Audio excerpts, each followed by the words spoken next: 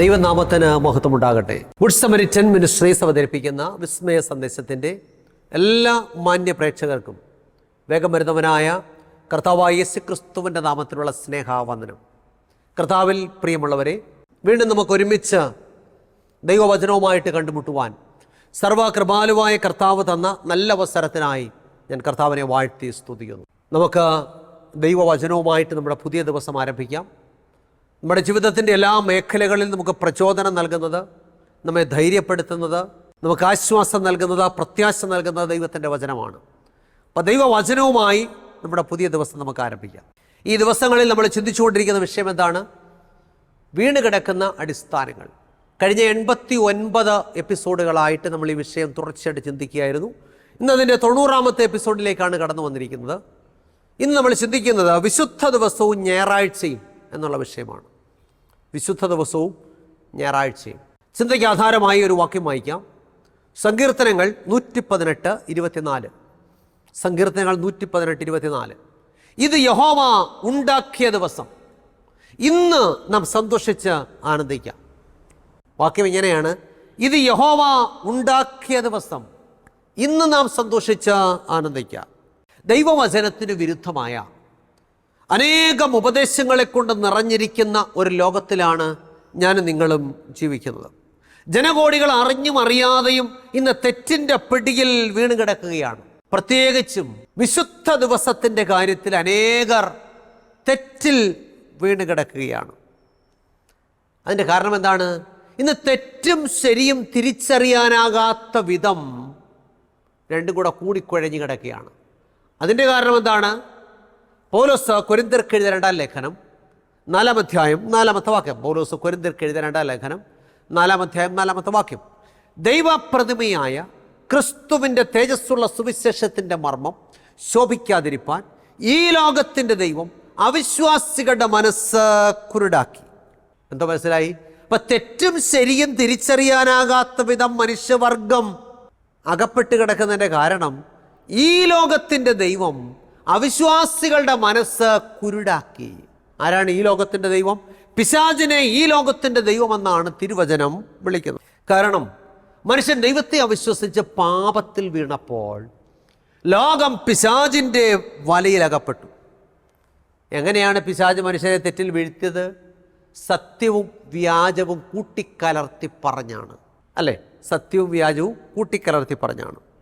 വിശുദ്ധ ദിവസത്തിൻ്റെ കാര്യത്തിലും അതേ തന്ത്രം തന്നെയാണ് പിശാച് ഇന്നും അനുവർത്തിക്കുന്നത്.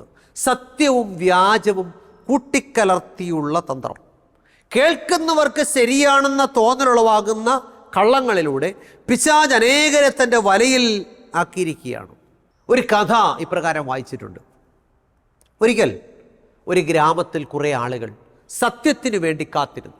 ആർക്ക് വേണ്ടി കാത്തിരുന്നു? സത്യത്തിന് വേണ്ടി. അപ്പം തനിക്ക് വേണ്ടി കുറേ ആളുകൾ കാത്തിരിക്കുന്നു എന്ന വാർത്ത കേട്ട സത്യം അവിടേക്ക് പോകാൻ തീരുമാനിച്ചു.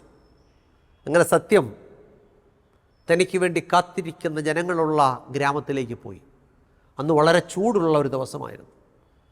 സത്യം ഇങ്ങനെ യാത്ര ചെയ്ത് പോകുമ്പോൾ ചൂടും ആവിയും വേവുമൊക്കെ കൂടി വന്നു. സത്യത്തിന് വളരെ ക്ഷീണമായി.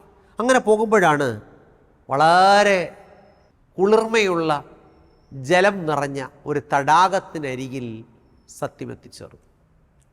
അപ്പോൾ സത്യത്തിന് വളരെ സന്തോഷമായി. ഈ തടാകത്തിലൊന്ന് മുങ്ങി കുളിച്ചാൽ തൻ്റെ ക്ഷീണമെല്ലാം പമ്പ കടക്കും. അതുകൊണ്ട് സത്യം തൻ്റെ നിർമ്മലമായ വെള്ളവസ്ത്രങ്ങൾ അഴിച്ച് അടുത്ത് കണ്ടൊരു മരക്കൊമ്പിൽ തൂക്കിയിട്ടിട്ട് വെള്ളത്തിലേക്ക് എടുത്ത് ചാടി കുളി ആരംഭിച്ചു. അപ്പം സത്യം ഇപ്രകാരം തനിക്ക് വേണ്ടി കാത്തിരിക്കുന്ന ജനങ്ങളുള്ള ഗ്രാമത്തിലേക്ക് പോയിരിക്കുന്ന വാർത്ത കള്ളമറിഞ്ഞു. കള്ളവും അവിടേക്ക് പോകാൻ തീരുമാനിച്ചു. നമുക്കറിയാം, സത്യം ഒരു സ്ഥലത്ത് പോകുവാൻ കാലിൽ ചെരുപ്പ് കെട്ടുമ്പോൾ കള്ളം 100 മൈൽ സഞ്ചരിച്ചിരിക്കുമെന്നാണ് പറയുന്നത്. എന്നുവെച്ചാൽ സത്യത്തിന് മുമ്പേ ആരെത്തും? കള്ളമെത്തും. അപ്പം സത്യത്തിന് പുറകെ കള്ളവും വെച്ച് പിടിച്ചു. കള്ളത്തിനും വളരെ ക്ഷീണം അനുഭവപ്പെട്ടു. വളരെ ചൂടുള്ള ദിവസമായിരുന്നു. അങ്ങനെ കള്ളവും യാത്ര ചെയ്ത് തടാകത്തിനടുക്കലെത്തി. കള്ളത്തിന് വളരെ സന്തോഷമായി. ഈ തടാകത്തിലൊന്ന് മുങ്ങിക്കുളിച്ചാൽ തൻ്റെ ക്ഷീണമെല്ലാം മാറും. അപ്പോഴാണ് കള്ളം ഒരു കാര്യം കണ്ടത്. അതാ സത്യത്തിൻ്റെ വെള്ളവസ്ത്രങ്ങൾ ഒരു മരക്കൊമ്പിൽ തൂക്കിയിട്ടിരിക്കുന്നു. സത്യം വെള്ളത്തിൽ കുളിക്കുകയാണ് അവിടെ. അപ്പം കള്ളം ഒരു കാര്യം തീരുമാനിച്ചു, താൻ ഇന്ന് കുളിക്കുന്നില്ല. കള്ളം വേഗം തൻ്റെ മുഷിഞ്ഞ അഴുക്ക് വസ്ത്രങ്ങൾ ഉരിഞ്ഞവിടെ ഇട്ടിട്ട് സത്യത്തിൻ്റെ വെള്ളവസ്ത്രങ്ങൾ എടുത്ത് അണിഞ്ഞുകൊണ്ട് സത്യത്തിന് വേണ്ടി കാത്തിരിക്കുന്ന ജനങ്ങളുള്ള ഗ്രാമത്തിലേക്ക് പോയി. അങ്ങനെ കള്ളം ആ ഗ്രാമത്തിൽ എത്തിച്ചേർന്നു. കള്ളത്തെ കണ്ടതും വെള്ളവസ്ത്രങ്ങൾ അണിഞ്ഞു ചെന്നിരിക്കുകയാണ്. കള്ളത്തെ കണ്ടതും ആളുകൾ വിളിച്ചു പറഞ്ഞു, ഇതാ സത്യം വന്നെത്തിയിരിക്കുന്നു. അപ്പോൾ ആ ഗ്രാമത്തിലെ പ്രായമായ അപ്പച്ചൻ പറഞ്ഞു, കുഞ്ഞുങ്ങളെ, ഇത് സത്യമല്ല, ഇത് സത്യത്തിൻ്റെ പുറംചട്ട അണിഞ്ഞിരിക്കുന്ന കള്ളമാണ്. പക്ഷെ ഭൂരിപക്ഷം പേരും കള്ളത്തെ സ്വീകരിച്ചു, അവരത് വിശ്വസിച്ചില്ല. ഇനി നമുക്ക് ആ തടാകക്കരയിലേക്കൊന്ന് പോകാം. അവിടെ സത്യം കുളിച്ചുകൊണ്ടിരിക്കുകയാണ്. സത്യം കുളിയൊക്കെ കഴിഞ്ഞ് കരയ്ക്ക് കയറി ഞെട്ടിപ്പോയി. തൻ്റെ വെള്ളവസ്ത്രങ്ങൾ കാണുവാനില്ല. സത്യത്തിനാകെ പരിഭ്രമമായി. സത്യം ചുറ്റുപാട് നോക്കിയപ്പോൾ അതാ കള്ളത്തിൻ്റെ മുഷിഞ്ഞ വസ്ത്രങ്ങൾ കിടക്കുന്നു. അപ്പം സത്യത്തിന് കാര്യം പിടികിട്ടി, ഇത് കള്ളം പറ്റിച്ച പണിയാണ്. പക്ഷെ താനെന്ത് ചെയ്യും? തനിക്ക് കള്ളത്തിൻ്റെ വസ്ത്രം അണിയാൻ പറ്റത്തില്ലല്ലോ. പക്ഷേ തനിക്ക് വേണ്ടി കാത്തിരിക്കുന്ന ജനങ്ങളുടെ ഗ്രാമത്തിലേക്ക് പോവുകയും വേണം. അതുകൊണ്ട് സത്യം ഒരു കാര്യം തീരുമാനിച്ചു, നഗ്നനായിട്ട് പോവുക. അങ്ങനെ സത്യം യാത്ര തിരിച്ചു, ഗ്രാമത്തിലെത്തിച്ചേർന്നു. സത്യം ഗ്രാമത്തിലെത്തിച്ചേർന്നതും ഗ്രാമത്തിലെ പ്രായമായ അപ്പച്ചൻ വിളിച്ചു പറഞ്ഞു, dear people, here comes the truth, the naked truth. ഇതാ സത്യം വന്നെത്തിയിരിക്കുന്നു, നഗ്നസത്യം. പക്ഷേ ഭൂരിപക്ഷം പേര് നേരത്തെ കള്ളത്തെ പിടിച്ചിരിക്കുകയാണ്. പ്രിയമുള്ളവരെ, ഇത് എന്തിനാണ് പറഞ്ഞതെന്ന് ചോദിച്ചാൽ, ഇന്ന് വിശുദ്ധ ദിവസത്തിൻ്റെ കാര്യത്തിലും ഇത് തന്നെയാണ് സംഭവിച്ചിരിക്കുന്നത്. സത്യം, നഗ്നസത്യം വിളിച്ചു പറയുമ്പോൾ ഭൂരിപക്ഷവും കള്ളത്തെ മുറുകെ പിടിച്ചിരിക്കുകയാണ്. തിരുവചനം പറയുന്നു, സങ്കീർത്തനം 118:24, ഇത് യഹോവ ഉണ്ടാക്കിയ ദിവസം, ഇന്ന് നാം സന്തോഷിച്ച ആനന്ദിക്കാം. അപ്പം നാം ദൈവസേനയിൽ സന്തോഷിക്കുവാൻ, ദൈവസേനയിൽ ദൈവത്തെ ആരാധിക്കുവാൻ, ദൈവത്തെ മഹത്വപ്പെടുത്തുവാൻ ദൈവം ഒരു വിശുദ്ധ ദിവസത്തെ നമുക്കുണ്ടാക്കി നൽകിയിട്ടുണ്ട്. ഇത് പറയുമ്പോൾ ആളുകൾ പറയാറുള്ളൊരു വാചകം ഇങ്ങനെയാണ്, പാസ്റ്റർ, എല്ലാം ദൈവം ഉണ്ടാക്കിയ ദിവസമല്ലയോ? എല്ലാം നല്ലതെന്ന് ദൈവം കണ്ടില്ലയോ? ഏത് ദിവസം ആരാധിച്ചാൽ എന്താ? എല്ലാം ദൈവത്തെയല്ലേ നമ്മൾ ആരാധിക്കുന്നത്? നമുക്കും തോന്നുന്നു ശരിയല്ലേ എന്ന്. അങ്ങനെയുള്ളവരോട് തിരിച്ച് ചില ചോദ്യങ്ങൾ അങ്ങോട്ട് ചോദിക്കാനുണ്ട്. ഒന്നാമത്തെ ചോദ്യം, കായീനും ഹാബേലും ദൈവത്തെ ആരാധിപ്പാൻ പോയി. രണ്ടുപേരും യാഗം കഴിച്ചു. ഒരാളിൻ്റെ യാഗത്തിൽ ദൈവം പ്രസാദിച്ചു, കായീൻ്റെ യാഗത്തിൽ ദൈവം പ്രസാദിച്ചില്ല. എന്താ കാരണം? കായീൻ കൃഷിഫലങ്ങളാണ് യാഗം കഴിച്ചത്. ആടിനെ യാഗം കഴിക്കണം, മൃഗത്തെ യാഗം കഴിക്കണം എന്ന വ്യവസ്ഥ ലംഘിച്ചത് കൊണ്ടാണ് കയീൻ്റെ യാഗത്തിൽ പ്രസാദിക്കാതെ. അപ്പം നമ്മൾ പറയുക, അതിപ്പോൾ യാഗവസ്തു എന്തായാലും എന്താ, എല്ലാം ദൈവം ഉണ്ടാക്കിയ വസ്തുക്കളല്ലേ, എന്തെങ്കിലും ദൈവത്തിന് യാഗം കഴിച്ചാൽ പോരാ. ദൈവം എന്ത് യാഗം കഴിക്കാൻ പറഞ്ഞിരിക്കുന്നു അത് യാഗം കഴിക്കണം. അതുകൊണ്ടാണ് കായീൻ്റെ യാഗത്തിൽ പ്രസാദിക്കാതിരുന്നത്. അടുത്ത ചോദ്യം, അഹരോന്റെ പുത്രന്മാരായ നാദാബും അബീഹൂബും ആരാധിക്കാൻ പോയി. രണ്ടുപേരും മരിച്ചുപോയി, ആരാധിച്ച് മരിച്ചുപോയി. എന്താ കാരണം? അവർ ദൈവസന്നിധിയിൽ അന്യാഗ്നി കത്തിച്ചു. അപ്പം നമ്മുടെ ഇന്നത്തെ മിടുക്കന്മാരാതെ എന്ത് പറഞ്ഞേനെ, അയ്യോ എൻ്റെ പാസ്റ്ററെ, ഇപ്പം തീ ഇപ്പം ഏതായാലും എന്താ, എല്ലാം ദൈവം ഉണ്ടാക്കിയ തീയല്ലേ, ഏതെങ്കിലും തീ കത്തിച്ചാൽ പോരാ. യാഗപീഠത്തിൽ തീ കത്തിക്കണമെന്നാണ് ദൈവവചനത്തിൻ്റെ വ്യവസ്ഥ. അത് ലംഘിച്ചത് കൊണ്ടാണ് രണ്ടെണ്ണവും തട്ടിപ്പോയത്. ഇനി 3, ദാവീദ് ദൈവത്തിൻ്റെ പെട്ടകം ബാലെ യഹൂദയിൽ നിന്നും യെരുശലേമിലേക്ക് കൊണ്ടുവരുവാൻ 30,000 മിടുക്കന്മാരുമായിട്ട് അങ്ങോട്ട് പോയി. ഉസ്സ എന്ന മിടുമിടുക്കൻ്റെ ദാരുണമായ അന്ത്യം കണ്ട് പെട്ടകം കൊണ്ടുവരാതെ മടങ്ങിപ്പോന്നു. അപ്പം നമ്മൾ പറയുക, അതിപ്പോൾ പെട്ടകം കൊണ്ടുവരാൻ ആര് പോയാലെന്താ, എല്ലാം ദൈവം സൃഷ്ടിച്ച മനുഷ്യരല്ലയോ, ആരെങ്കിലും പോരാ. അതിനായിട്ട് ദൈവം നിയോഗിച്ചവർ തന്നെ പോകണം. അല്ലാഞ്ഞതുകൊണ്ടാണ് പെട്ടകത്തെ തൊട്ടവൻ തട്ടിപ്പോയത്.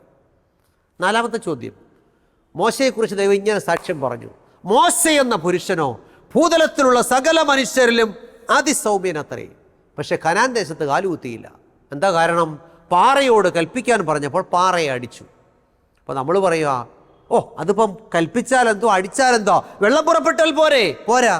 ദൈവം അടിക്കാൻ പറഞ്ഞാൽ അടിക്കണം, കൽപ്പിക്കാൻ പറഞ്ഞാൽ കൽപ്പിക്കണം. അങ്ങനെയാണെങ്കിൽ ഞാൻ ചോദിക്കട്ടെ, എല്ലാം ദൈവം ഉണ്ടാക്കിയ ദിവസങ്ങളാണ്, ഏതെങ്കിലും ദിവസം ആരാധിച്ചാൽ പോരാ. ദൈവം ആരാധിക്കാൻ പറഞ്ഞാൽ പറയുന്ന ദിവസത്തിൽ ആരാധിക്കണം. ദൈവം തെക്കോട്ട് പോകാൻ പറയുമ്പോൾ വടക്കോട്ട് പോയിട്ട് എല്ലാം ദൈവം ഉണ്ടാക്കിയ ദിക്കുകളല്ലേ, എങ്ങോട്ടെങ്കിലും പോയാൽ പോരെന്ന് പറഞ്ഞാൽ അത് അനുസരണക്കേടാണ്. അപ്പോൾ ദൈവം തന്നിരിക്കുന്ന വിശുദ്ധ ദിവസത്തിൽ ദൈവത്തെ ആരാധിക്കുമ്പോഴാണ് നാം ശരിക്കും വിശുദ്ധ ദിവസത്തിൽ ദൈവത്തെ ആരാധിക്കുന്ന ആരാധനക്കാരായിട്ട് മാറുന്നത്. തിരുവചനം പറയുന്നു, സങ്കീർത്തനം 118:24, ഇത് യഹോവ ഉണ്ടാക്കിയ ദിവസം, ഇന്ന് നാം സന്തോഷിച്ച് ആനന്ദിക്കാം. അപ്പം നാം ദൈവസന്നിധിയിൽ സന്തോഷിച്ച് ആനന്ദിക്കുവാൻ, ദൈവത്തെ ആരാധിക്കുവാൻ ദൈവം ഉണ്ടാക്കി തന്നിരിക്കുന്ന ദിവസം ഏതാണ്? മർക്കോസിൻ്റെ സുവിശേഷം 2-ാം അധ്യായം 27-ാമത്തെ വാക്യം. പിന്നെ അവിടുന്ന് അവരോട്, മനുഷ്യൻ ശബത നിമിത്തമല്ല, ശബത മനുഷ്യൻ നിമിത്തമത്രേ ഉണ്ടായത്. ഇംഗ്ലീഷിൽ എന്താ വായിക്കുന്നത്? The Sabbath was made for man and not man for Sabbath. മനുഷ്യൻ ശബദിന് വേണ്ടിയല്ല, ശബത് മനുഷ്യൻ നിമിത്തമത്രേ ഉണ്ടായത്. ദൈവത്തിന് സ്തോത്രം. The Sabbath was made for man. അപ്പം ദൈവം ഉണ്ടാക്കിയ വിശുദ്ധ ദിവസം സാബത്ത്, ആഴ്ചവട്ടത്തിൻ്റെ 7-ാം ദിവസമായ ശനിയാഴ്ചയായ വിശുദ്ധ ശബത്. അപ്പോൾ ദൈവം എന്തിനു വേണ്ടിയിട്ടാണ് ഈ വിശുദ്ധ ദിവസത്തെ ഉണ്ടാക്കി മനുഷ്യന് കൊടുത്തത്? പുറപ്പാട് 20:8-11 വരെ ശബത് നാളിനെ ശുദ്ധീകരിപ്പാൻ ഓർക്കുക. വേറെ ഏതെങ്കിലും ദിവസത്തെ ശുദ്ധീകരിക്കാനല്ല, ശബത് നാളിനെ ശുദ്ധീകരിപ്പാൻ ഓർക്കുക. 6 ദിവസം അധ്വാനിച്ച് നിന്റെ വേലയൊക്കെയും ചെയ്യുക. 7-ാം ദിവസം നിന്റെ ദൈവമായ യഹോവയുടെ ശബത്താകുന്നു. അന്ന് നീയും നിന്റെ പുത്രനും പുത്രിയും, നിന്റെ വേലക്കാരനും വേലക്കാരത്തെയും, നിന്റെ കന്നുകാലികളും നിന്റെ പടിവാതിൽക്കലകത്തുള്ള പരദേശിയും ഒരു വേലയും ചെയ്യരുത്. 6 ദിവസം കൊണ്ട് യഹോവ ആകാശവും ഭൂമിയും സമുദ്രവും അവയിലുള്ളതൊക്കെയും ഉണ്ടാക്കി 7-ാം ദിവസം സ്വസ്ഥമായിരുന്നു. അതുകൊണ്ട് യഹോവ ശബത് നാളിനെ അനുഗ്രഹിച്ച് ശുദ്ധീകരിച്ചിരിക്കുന്നു. ദൈവത്തിന് സ്തോത്രം. ലേവ്യ 23:3, 6 ദിവസം വേല ചെയ്യണം, 7-ാം ദിവസം വിശുദ്ധ സഭായോഗം കൂടേണ്ടുന്ന സ്വസ്ഥതയ്ക്കുള്ള ശബത്. അപ്പോൾ എല്ലാം ദൈവം ഉണ്ടാക്കിയ ദിവസമാണ്. പക്ഷേ വിശുദ്ധ സഭായോഗം കൂടി ദൈവത്തെ ആരാധിപ്പാൻ ദൈവം തന്നിരിക്കുന്ന വിശുദ്ധ ദിവസം 7-ാം ദിവസമായ ശബത് ദിവസമാണ്. ദൈവത്തിന് സ്തോത്രം. നാം തിരുവചനത്തിലെ 66 പുസ്തകങ്ങൾ പഠിച്ചാലും അവിടെ എങ്ങും വിശുദ്ധ ശബത്തിലുള്ള ആരാധനയെക്കുറിച്ചല്ലാതെ മറ്റൊരു ആരാധനാ ദിവസത്തെക്കുറിച്ച് തിരുവചനം നമ്മെ പഠിപ്പിക്കുന്നില്ല. എന്നാൽ ലോകത്തിൽ നിന്നുള്ള ക്രിസ്ത്യാനികളിൽ ഭൂരിപക്ഷവും 7-ാം ദിവസത്തെ വിട്ടിട്ട് ആഴ്ചവട്ടത്തിൻ്റെ 1-ാം ദിവസമായ ഞായറാഴ്ച ആരാധിക്കുന്നവരാണ്. ഇങ്ങനെ കേൾക്കുന്ന ഭൂരിപക്ഷം ആളുകളും ഞായറാഴ്ച ആരാധിക്കുന്നവരാണ്. ഇത് രാവിലെ പള്ളി പാലിക്കുന്നവരാണ്. നാം ഒരു ദിവസം, ഒരു ഞായറാഴ്ച ദിവസം നമ്മുടെ വീടിൻ്റെ പടിക്കൽ നിന്നുകൊണ്ട് അതുവഴി ആരാധനയ്ക്ക് പോകുന്നൊരു സഹോദരിയെ കാണുമ്പോൾ ചോദിക്കുക, സഹോദര എവിടെ പോവുക? ഞങ്ങൾ ആരാധനയ്ക്ക് പോവുക. അതെന്താ നിങ്ങൾ ഇന്ന് ആരാധനയ്ക്ക് പോകുന്നത്? അത് ഇന്ന് കർത്താവ് ഉയർത്തെഴുന്നേറ്റ ദിവസമായതുകൊണ്ടാണ് ഞങ്ങൾ ആരാധനയ്ക്ക് പോകുന്നത്. ഈ ഉത്തരമായിരിക്കും കിട്ടുക. നമ്മൾ അമേരിക്കയിൽ ചെന്ന് ചോദിച്ചാലും, ഓസ്ട്രേലിയയിൽ ചെന്ന് ചോദിച്ചാലും, ആഫ്രിക്കയിൽ ചെന്ന് ചോദിച്ചാലും, ഇംഗ്ലണ്ടിൽ പോയി ചോദിച്ചാലും, ലോകത്തിൻ്റെ ഏത് കോണിൽ പോയി ചോദിച്ചാലും ഇതാ ഉത്തരം. എന്താ? ഇന്ന് കർത്താവ് ഉയർത്തെഴുന്നേറ്റ ദിവസമായതുകൊണ്ട് ഞങ്ങൾ ദൈവത്തെ ആരാധിക്കുന്നു. എന്നാൽ ഒരു കാര്യം നമ്മൾ മനസ്സിലാക്കണം, കർത്താവായ യേശുക്രിസ്തുവിൻ്റെ ഉയർത്തെഴുന്നേൽപ്പും ആരാധനയുമായിട്ട് വല്ല ബന്ധമുണ്ടോ? ഒരു ബന്ധവും ഇല്ല. കർത്താവായ യേശുക്രിസ്തുവിൻ്റെ ഉയർത്തെഴുന്നേൽപ്പും ആരാധനയുമായിട്ട് ഒരു ബന്ധവുമില്ല. നമുക്കൊന്ന് പരിശോധിക്കാം. യേശുക്രിസ്തു ഈ ഭൂമിയിൽ വരുന്നതിന് എത്രയോ നൂറ്റാണ്ടുകൾ, നമുക്ക് എത്ര വർഷം, നമുക്ക് എത്ര ഉണ്ടെന്ന് അറിയത്തില്ല, കോടാനുകോടി വർഷങ്ങൾ സ്വർഗത്തിലായിരുന്നു. അന്ന് സ്വർഗത്തിൽ ആരാധന ഉണ്ടായിരുന്നോ? ഉണ്ടായിരുന്നു. സ്വർഗത്തിലെ ദൂതന്മാർ കർത്താവിനെ ആരാധിച്ചിരുന്നു. എന്താ കാരണം? യേശു ഉയർത്തെഴുന്നേറ്റത് കൊണ്ടാണോ? അല്ല. യേശു സകലത്തിൻ്റെ സൃഷ്ടിതാവായതുകൊണ്ടാണ് സ്വർഗത്തിലെ ദൂതന്മാർ യേശുവിനെ ആരാധിച്ചത്. ഇനി യേശു ഈ ഭൂമിയിലേക്ക് വരുന്നതിനും 4000 വർഷങ്ങൾ മുമ്പ്, 4000 വർഷത്തോളം ഈ ഭൂമിയിലെ ജനങ്ങൾ കർത്താവിനെ ആരാധിച്ചിരുന്നു. എന്താ ആരാധനയുടെ കാരണം? യേശു ഉയർത്തെഴുന്നേറ്റതാണോ? അല്ല. യേശു സകലത്തിൻ്റെ സൃഷ്ടിതാവായതുകൊണ്ട് അവർ യേശുവിനെ ആരാധിച്ചത്. ഇനി യേശു ഈ ഭൂമിയിൽ ജനിച്ചപ്പോൾ വിദ്വാൻമാർ യേശുവിനെ നമസ്കരിച്ചു, അല്ലെങ്കിൽ ആരാധിച്ചു. എന്താ കാരണം? ഈ യേശു ഉയർത്തെഴുന്നേറ്റതുകൊണ്ടാണോ? അല്ല. ജനിച്ചിരിക്കുന്നത് ലോകത്തിൻ്റെ സൃഷ്ടിതാവായ ദൈവമാണെന്ന് വിദ്വാൻമാർ മനസ്സിലാക്കിയതുകൊണ്ടാണ്. യേശു ഈ ഭൂമിയിലായിരുന്നപ്പോൾ കനാന്യ സ്ത്രീ യേശുവിനെ നമസ്കരിച്ചു, ആരാധിച്ചു. എന്താ കാരണം? യേശു ഉയർത്തെഴുന്നേറ്റതുകൊണ്ടാണോ? അല്ല. തൻ്റെ മുമ്പിൽ നിൽക്കുന്നത് സകലത്തിൻ്റെ സൃഷ്ടിതാവായ ദൈവമാണെന്ന് മനസ്സിലാക്കിയത് കൊണ്ടാണ്. നാം വിശുദ്ധ വേദപുസ്തകം പഠിച്ചാൽ അനേക വിശ്വാസ വീരന്മാർ കർത്താവിനെ ആരാധിച്ചവരാണ്. എന്താ കാരണം? യേശു ഉയർത്തെഴുന്നേറ്റതുകൊണ്ടാണോ? അല്ല. യേശു സകലത്തിൻ്റെയും സൃഷ്ടിതാവായതുകൊണ്ടാണ്. അപ്പോൾ യേശുക്രിസ്തുവിൻ്റെ ഉയർത്തെഴുന്നേൽപ്പല്ല ആരാധനയുടെ കാരണം, പിന്നെയോ ആരാധനയുടെ കാരണം യേശു സകലത്തിൻ്റെ സൃഷ്ടിതാവാണെന്നുള്ളത് കൊണ്ടാണ്. തിരുവചനം എന്താ പറയുന്നത്? സങ്കീർത്തനങ്ങൾ 95:6. 95 സങ്കീർത്തനം 6-ാമത്തെ വാക്യം, വരുവീൻ നാം വണങ്ങി നമസ്കരിക്കുക, നമ്മെ നിർമ്മിച്ച യഹോവയുടെ മുമ്പിൽ മുട്ടുകുത്തുക. അപ്പോൾ ആരാധനയുടെ കാരണം എന്താ? നമ്മെ നിർമ്മിച്ച യഹോവയുടെ മുമ്പിൽ മുട്ടുകുത്തുക. ഉയർത്തെഴുന്നേറ്റത് കൊണ്ടല്ല ആരാധന, പിന്നെയോ അവിടുന്ന് സകലത്തെ നിർമ്മിച്ച ദൈവമായതുകൊണ്ടാണ്. ദൈവത്തിന് സ്തോത്രം. പുറപ്പാട് 20:11 എന്താ പറയുന്നത്? 6 ദിവസം കൊണ്ട് യഹോവ ആകാശവും ഭൂമിയും സമുദ്രവും അവയിലുള്ളതൊക്കെയും ഉണ്ടാക്കി. അതുകൊണ്ടാണ് വിശുദ്ധ ശബത്തിൽ ആ ദൈവത്തെ ആരാധിക്കാൻ പറഞ്ഞത്. അപ്പം 10 കൽപ്പനയിലെ 4-ാമത്തെ കൽപ്പനയിൽ എന്താ പറയുന്നത്? ദൈവം 6 ദിവസം കൊണ്ട് ആകാശവും ഭൂമിയും സമുദ്രവും അവയിലുള്ളതൊക്കെ ഉണ്ടാക്കി. അതുകൊണ്ട് 7-ാം ദിവസത്തെ ആരാധനയ്ക്കായിട്ട് ദൈവം വേർതിരിച്ചു തന്നു. എന്തിനുകൊണ്ട്? കാരണം ദൈവം സൃഷ്ടാവായതുകൊണ്ട്. ദൈവത്തിന് സ്തോത്രം. അപ്പം വിശുദ്ധ ശബത്തിൽ ഒരു മനുഷ്യൻ ദൈവത്തെ ആരാധിക്കുമ്പോൾ അവൻ ലോകത്തോട് വാക്കും ഭാഷണവും കൂടാതെ വിളിച്ചു പറയുന്നൊരു പരമാർത്ഥമുണ്ട്: ദൈവം എൻ്റെ സൃഷ്ടിതാവാണ്. ഇനി പുതിയ നിയമത്തിലേക്ക് വരുമ്പോൾ ആരാധനയുടെ കാരണം മാറുന്നുണ്ടോ? ആ പഴയ നിയമത്തിൽ പാസ്റ്ററെ സൃഷ്ടിതാവായതുകൊണ്ട് ആരാധിച്ചത്, പുതിയ നിയമത്തിലേക്ക് വരുമ്പോൾ നമ്മൾ ഉയർത്തെഴുന്നേറ്റതുകൊണ്ട് ആരാധിക്കണം, അങ്ങനെ ഉണ്ടോ? എന്താ പുതിയ നിയമത്തിൽ ആരാധനയുടെ കാരണം? വെളിപ്പാട് 14:6-7 വാക്യങ്ങൾ, വേറൊരു ദൂതൻ ആകാശമധ്യേ പറക്കുന്നത് ഞാൻ കണ്ടു. ഭൂവാസികളായ സകല ജാതിയും ഗോത്രവും ഭാഷയും വംശവും ആയവരോടറിയിപ്പാൻ അവൻ്റെ പക്കലൊരു നിത്യസുവിശേഷമുണ്ടായിരുന്നു. എന്താ സുവിശേഷം? ദൈവത്തെ ഭയപ്പെട്ട് അവിടുത്തേക്ക് മഹത്വം കൊടുപ്പീൻ, അവിടുത്തെ ന്യായവിധിയുടെ നാഴിക വന്നിരിക്കുന്നു. ഇനി പറയാൻ ശ്രദ്ധിക്കണമേ, ആകാശവും ഭൂമിയും സമുദ്രവും നീരുറവകളും ഉണ്ടാക്കിയവനെ നമസ്കരിപ്പീൻ, ആരാധിപ്പീൻ എന്നവൻ അത്യുച്ചത്തിൽ പറഞ്ഞുകൊണ്ടിരുന്നു. അപ്പോൾ ആരാധനയുടെ കാരണമോടെ എന്താ പറയുന്നത്? ആകാശവും ഭൂമിയും സമുദ്രവും നീരുറവകളും ഉണ്ടാക്കിയവനെ ആരാധിക്കണം. അപ്പം പുതിയ നിയമത്തിലേക്ക് വരുമ്പോഴും ആരാധനയുടെ കാരണം മാറുന്നില്ല. ആരാധനയുടെ കാരണം യേശു ഉയർത്തെഴുന്നേറ്റതല്ല, പിന്നെയോ യേശു സകലത്തിൻ്റെയും സൃഷ്ടിതാവാണ്. ഇപ്പം നമ്മൾ പുതിയ നിയമത്തിലായാലും പഴയ നിയമത്തിലായാലും ആരാധനയ്ക്ക് ഒറ്റ കാരണമേ ഉള്ളൂ: കർത്താവ് സകലത്തിൻ്റെ സൃഷ്ടിതാവാണ്. കൊലോസ്യ ലേഖനം 1:15 മുതൽ 18 വരെ എന്തു വായിക്കുന്നു? അവിടുന്ന് അദൃശ്യനായ ദൈവത്തിൻ്റെ പ്രതിമയും സർവ്വ സൃഷ്ടിക്കും ആദ്യജാതനുമാകുന്നു. സ്വർഗത്തിലുള്ളതും ഭൂമിയിലുള്ളതും ദൃശ്യമായതും അദൃശ്യമായതും, സിംഹാസനങ്ങളാകട്ടെ വാഴ്ചകളാകട്ടെ അധികാരങ്ങളാകട്ടെ കർത്തൃത്വങ്ങളാകട്ടെ, സകലവും അവിടുന്ന് മുഖാന്തരം സൃഷ്ടിക്കപ്പെട്ടു.